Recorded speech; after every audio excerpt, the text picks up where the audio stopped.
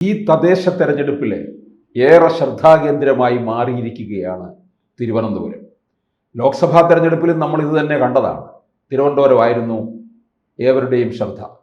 ഇവിടെ ഈ corporation BJP പിടിച്ചെടുക്കുമോ എന്നുള്ളതാണ് പലർക്കും അറിയേണ്ടത്.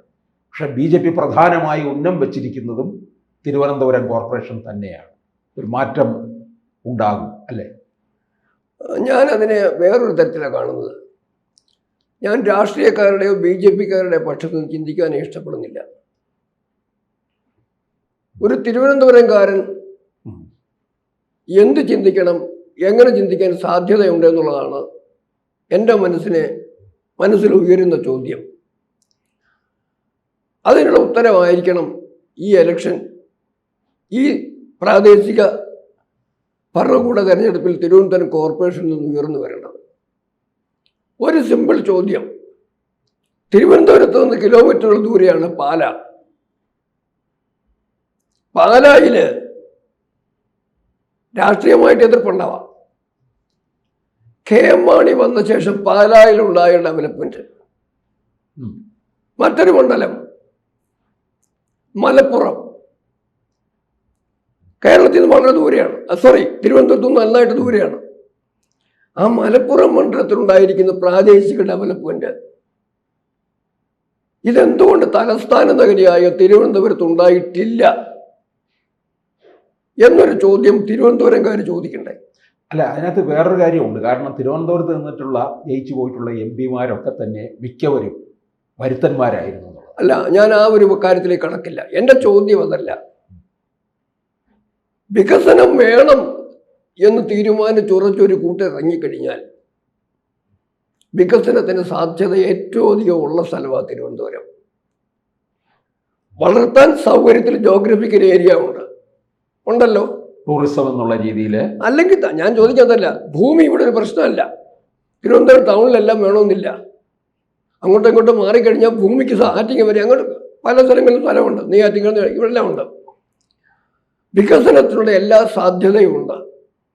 പക്ഷെ വികസനത്തോട് കമ്മിറ്റ്മെൻ്റ് ഉള്ള ഒരു ഭരണകൂടം സംസ്ഥാന തലത്തിലാണെങ്കിലും കോർപ്പറേഷൻ തലത്തിലാണെങ്കിലും തിരുവനന്തപുരത്ത് ജയിച്ചു പോയ MLA മാരുടെ പക്ഷത്താണെങ്കിലും ഇവിടുന്ന് ജയിച്ചു പോയിട്ടുള്ള VK കൃഷ്ണമേനോൻ തൊട്ട് ശശി തരൂർ വരെ വരുന്ന അന്താരാഷ്ട്ര പൗരന്മാരുടെ കോൺട്രിബ്യൂഷൻ കൊണ്ടാണെങ്കിലും ഉണ്ടായിട്ടില്ല എന്നൊരു സാഹചര്യത്തിലാണ് തിരുവനന്തപുരത്തെ ജനം എങ്ങനെ ചിന്തിക്കണം എന്നൊരു ചോദ്യം വരുന്നത്.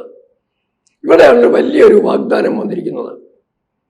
വികസിത കേരളം, വികസിത തിരുവനന്തപുരം, വികസിത വാർഡുകൾ എന്ന രീതിയിൽ പറഞ്ഞിട്ട് ഓരോ വാർഡിലും ഉണ്ടാവേണ്ട പുരോഗമനത്തെക്കുറിച്ച്, അതായത് തിരുവനന്തപുരത്ത് ഒരു വോട്ടർ സ്വന്തം വീട്ടിൽ നിന്ന് ഇറങ്ങി പോളിംഗ് ബൂത്തിലേക്ക് എത്തുന്ന വഴികളിൽ വരെ പട്ടികടി കൊള്ളാതെ പോകാനുള്ള സാധ്യത, വണ്ടി കുണ്ടിയിലും കുഴിയിലും വീഴാതെ പോകുന്നതിനുള്ള സാധ്യത, ഇതൊക്കെ വിലയിരുത്തും. അതിന് സാധ്യതകൾ കാണുമ്പം തിരുവനന്തപുരത്തിൻ്റെ വലിയ ഒരു വികസനത്തിൻ്റെ സാധ്യത മുന്നിൽ കാണുന്നതിന് അവസരം വന്നിരിക്കുമ്പം തിരുവനന്തപുരം എങ്ങനെ ചിന്തിക്കും, എങ്ങനെ വോട്ട് ചെയ്യും എന്ന് സംശയിക്കേണ്ട കാര്യമില്ലെന്നാണ് എനിക്ക് തോന്നുന്നത്.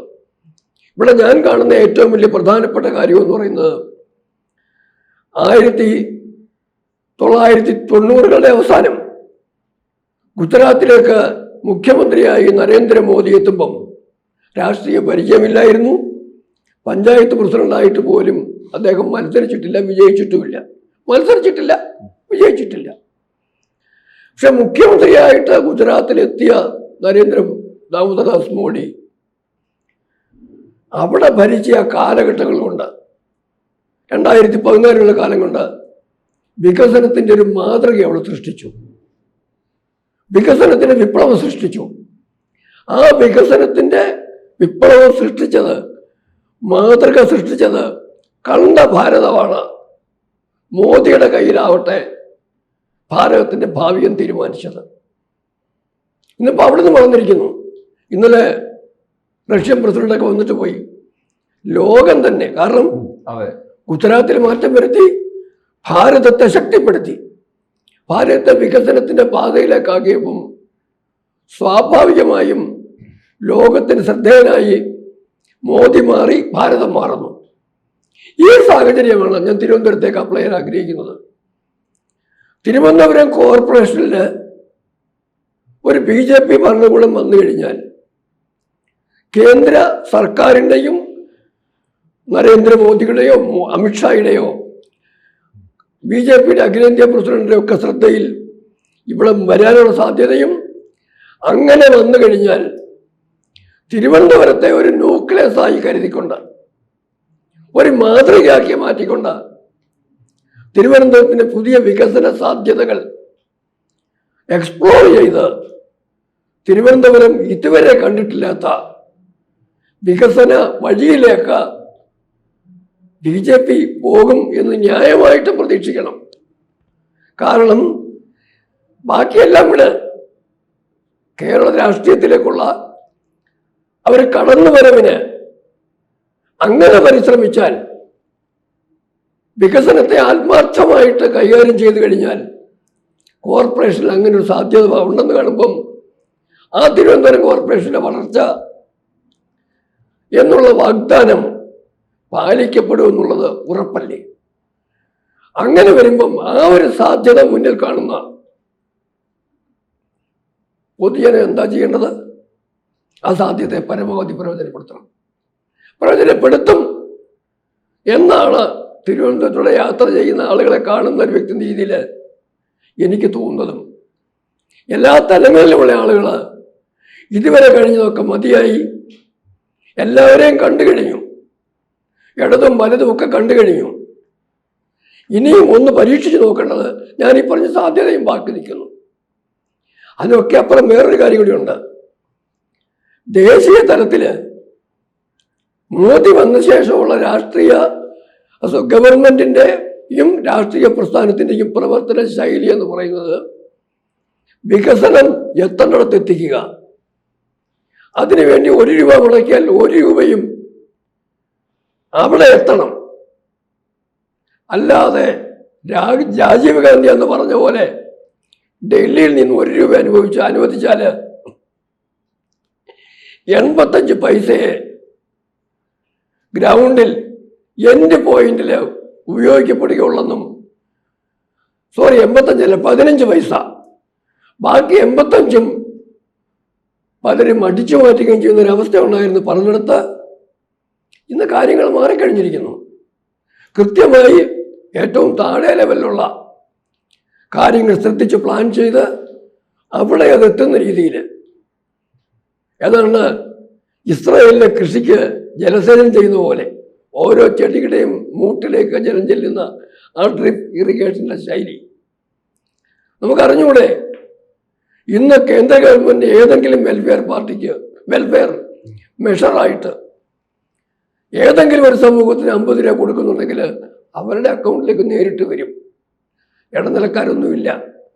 അത് കർഷകർ കൊടുക്കുന്ന പണമാണെങ്കിലും ഏത് കാര്യത്തിനാണെങ്കിലും ആ ഒരു കാര്യങ്ങൾ വന്ന സ്ഥിതിക്ക് കേന്ദ്ര ഗവൺമെന്റിന്റെ പല വികസന പദ്ധതികളുടെയും പ്രയോഗവൽക്കരണം തിരുവനന്തപുരത്തുണ്ടാകുമ്പം അത് തിരുവനന്തപുരത്ത് എവിടെയാണോ വികസനം വേണ്ടത് അവിടെ അതെത്തും.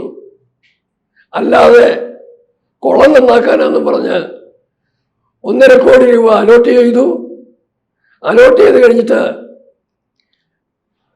ചെലവ് നടത്തി, പണം ചെലവായിപ്പോയി, പക്ഷെ കുളം നന്നാക്കിയിട്ടുമില്ല. അവിടെ കുളമില്ലാത്ത അവസ്ഥ തിരുവനന്തപുരത്ത് തന്നെ ഇപ്പം പലരും പറഞ്ഞു കേട്ടിട്ടുണ്ട്. ആ തരത്തിലേക്ക് പോവില്ല.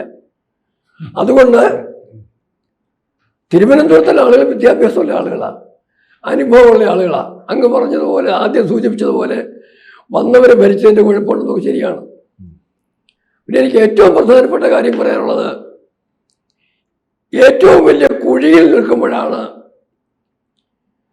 ഏറ്റവും വലിയ മലയുടെ യഥാർത്ഥ വലിപ്പം അറിയാൻ കഴിയുന്നില്ലേ?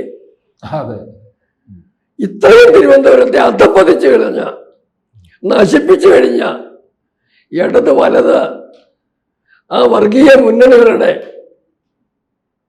പ്രവർത്തനത്തിന്റെ അനുഭവം പാഠമായിട്ടുള്ള ഒരു ജനസമൂഹം എനിക്ക് സംശയമില്ല അവർ ഈ തെരഞ്ഞെടുപ്പിൽ മിക്കവാറും എന്നല്ല തീർച്ചയായും BJPയുടെ വരവിനുള്ള അതിനു വേണ്ട കാര്യങ്ങൾ ചെയ്യും എന്നാണ് ഞാൻ പ്രതീക്ഷിക്കുന്നത്. അതുകൊണ്ട് മാത്രമേ തിരുവനന്തപുരത്തിന് വികസനത്തിനുള്ള സാധ്യത സമീപഭാവിയിൽ കാണാൻ കഴിയുകയുമുള്ളൂ.